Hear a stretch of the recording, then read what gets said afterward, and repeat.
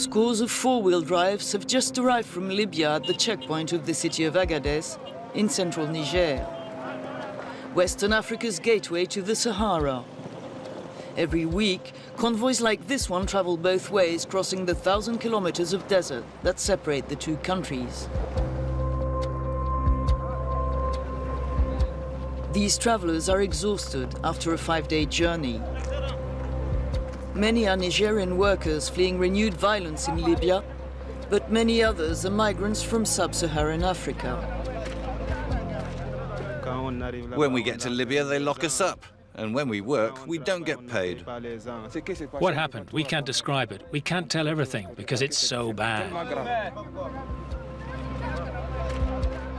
Most of them have tried to cross the Mediterranean to reach Europe. We paid for it, but we never went. They caught us and locked us up. I want to go home now. That's my hope. Mohammed organized this convoy. This former Tuareg rebel is a well-known figure in Agadez's migration business, a long-standing, flourishing activity that a law against irregular migration made illegal 2 years ago. Projects funded by the European Union were launched to offset the losses. But Mohammed refuses to give up his only source of income. I'm a smuggler. Even now I'm a smuggler. I've heard that in town they're giving us something, so we give up this job. But they didn't give me anything, and I don't know any other work than this one. We head to Agadez. These dozens of vehicles were confiscated from the smugglers who were arrested by the police, a symbol of the fight against irregular immigration. But that didn't go down well with the local population. The law hit the region's economy hard. Travelers departing for Libya were once Umaru's main source of revenue, but customers for his water cans are scarce now. Salam alaikum. The layoffs of workers after the closure of gold mines in the area did not help. Before, we sold 400 to 500 water cans every week to migrants, and cans were also sent to the mine. But they closed the road to Libya, they closed the mines, everything's closed. And these young people stay there without working or doing anything, without food. If they get up in the morning and they go to bed at night without eating anything, what will prevent them from one day going to steal something?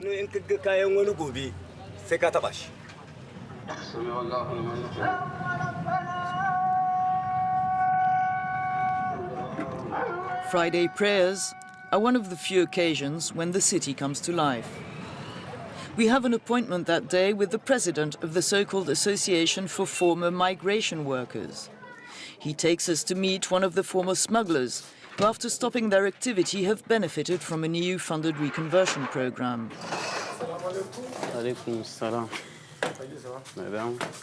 Abdurrahman received a stock of chairs, pots and loudspeakers, which he rents out for celebrations.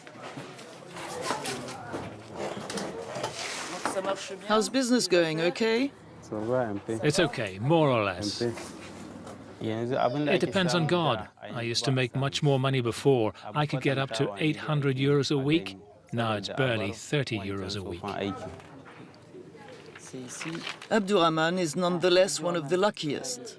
Out of 7,000 people listed as formerly involved in the migration business, less than 400 have so far benefited from the reconversion package, about 2,000 euros per project. Not enough to get by, says the head of the association. We respected the law. We're no longer working. We stopped. And now it's the state of Niger and the European Union which abandoned us. People are here, they have families, they have children, and they have nothing. We eat with our savings, the money we made before. That's what feeds us now, you see. It's really difficult. It's very hard for us. We meet Abdurrahman again the next morning. He's just delivered his equipment to one of his customers, also a former smuggler, who's now a taxi driver. Abba is celebrating the birth of his first child, a rare opportunity to forget his worries.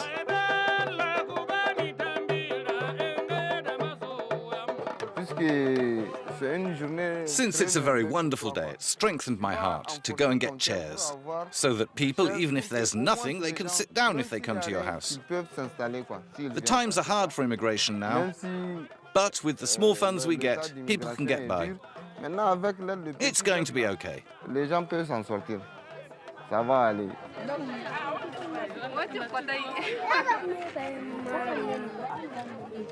Salut, bonjour.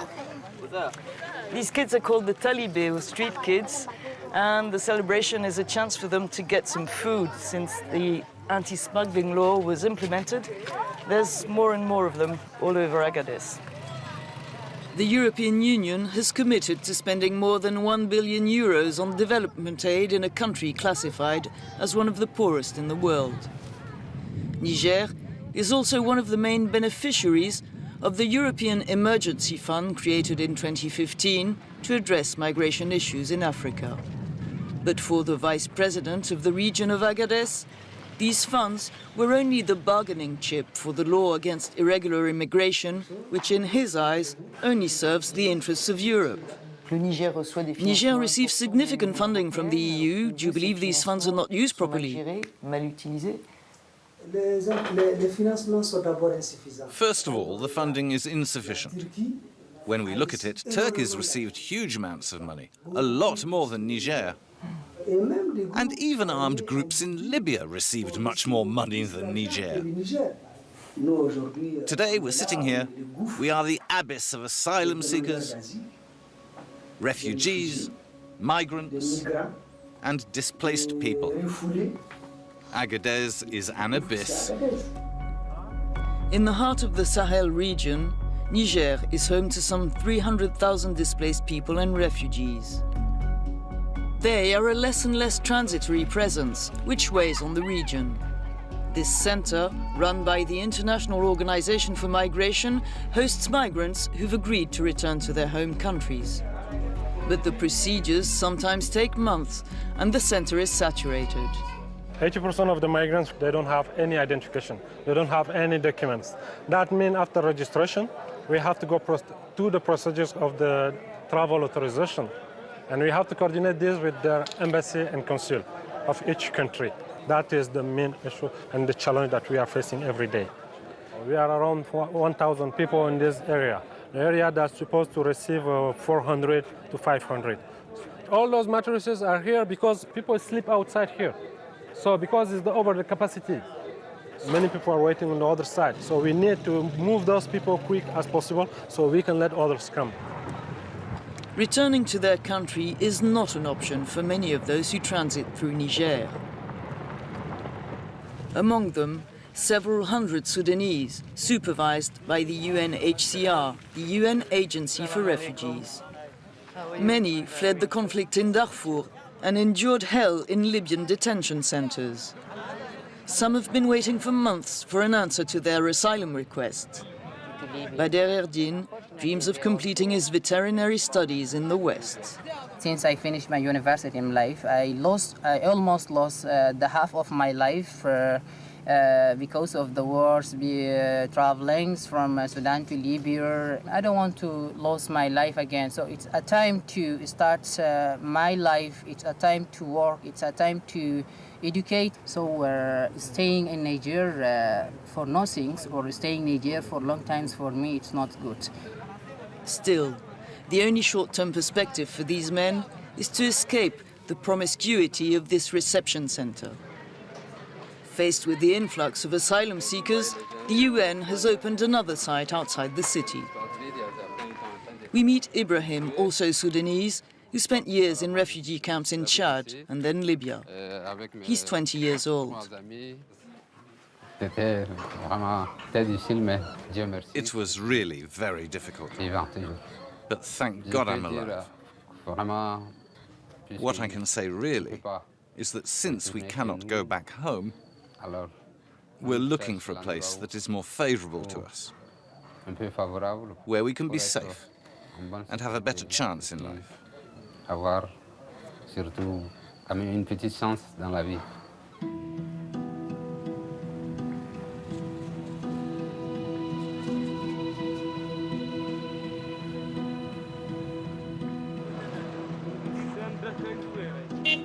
Hope for a better life has a closer perspective for those who've been evacuated from Libyan prisons as part of an emergency rescue plan launched last year by the UNHCR.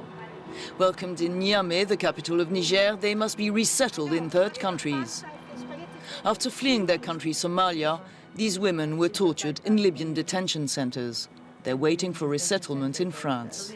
There are many problems in my country, and I had my own. I have severe stomach injuries. The only reason I left my country was to escape from these problems, and I just wanted to find a safe place where I could find hope. People like me need hope. A dozen countries, most of them European, have pledged to welcome some 2,600 refugees evacuated from Libya to Niger. But less than 400 have so far been resettled. The solidarity is there. There has to be a sense of urgency also to reinstall them, to welcome them to the countries that have been offering these places. So it is important to avoid the long stay in Niger and that they continue their journey onwards. The slowness of the countries offering asylum to respect their commitments has disappointed the government of Niger. But what the Interior Minister most regrets is a lack of foresight of Europe when it comes to stemming irregular immigration. I'm rather in favor of more control, but I am especially in favor of seeing European countries working together to promote another relationship with African countries. A relationship based on issuing visas on the basis of the needs that can be expressed by companies in Europe. It is because this work is not done properly that we have finally accepted that the only possible migration is illegal migration. Estimated at 5,000 to 7,000 per week in 2015, the number of migrants leaving for Libya has fallen tenfold, according to the Niger authorities. But the trafficking continues on increasingly dangerous routes.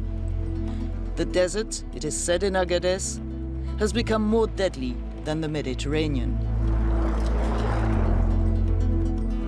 We meet one of the smugglers who, for lack of alternatives, he says, has resumed his activities, even if he faces years in prison. This law is as if we'd been gathered together and had knives put under our throats to slit our throats. Some of us were locked up, others fled the country, others lost everything. He takes us to one of the former transit areas where migrants were gathered before leaving for Libya when it was allowed. The building has since been destroyed. Customers are rarer and the price of crossings has tripled. In addition to the risk of being stopped by the police and army patrols, travelers have to dodge attacks by arms and drug traffickers who roam the desert. Often the military are on a mission. They don't want to waste time. So sometimes they'll tell you, "We can find an arrangement. What do you offer?" We give them money to leave. We must also avoid bandits. There are armed people everywhere in the bush. We have to take detours to get around them. We know that it's dangerous, but for us the most dangerous thing is not being able to feed your family. That's the biggest danger.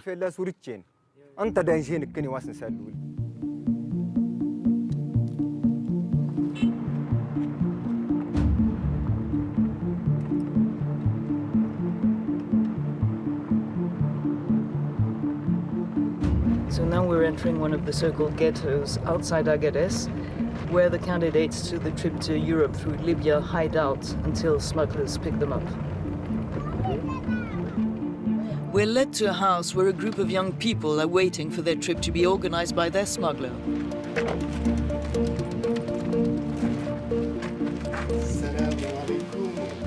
They haven't eaten for 2 days. They've already tried to cross the desert, but were abandoned by their drivers, fleeing army patrols. And they were saved just in time. Several of their fellow travelers died of thirst and exhaustion. The desert is a huge risk. There are many who have died, but people are not discouraged. Why are they coming? That's the question. All the time there are meetings between West African leaders and the leaders of the European Union to give out money so that the migrants don't get through. We say that's a crime. It's their interests that they serve, not the interests of our continent. To stop immigration, they should invest in Africa, in companies, so that young people can work. It's no use giving money to people, or putting soldiers in the desert, or removing all the boats on the Mediterranean to stop immigration. It won't help. It'll keep going on. There are thousands of young people who are ready to go always, because there is nothing. There's nothing to keep them in their countries. When they think of the suffering of their families, when they think that they have no future, they will always be ready, ready for anything. They will always be ready to risk their lives. Voilà.